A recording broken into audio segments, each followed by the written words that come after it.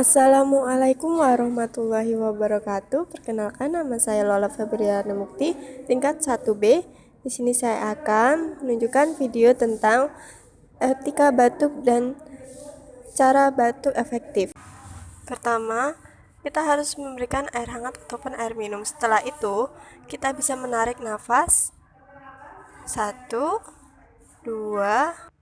Pada tarikan nafas terakhir, kita membatukkan. Nah, saat membatukkan, kita harus menutup hidung dengan sapu tangan ataupun tisu, dan kalau tidak ada, bisa menggunakan lengan baju. Setelah selesai batuk, kita harus mencuci tangan kita. Nah, sekian dari saya akhiri. Wassalamualaikum warahmatullahi wabarakatuh.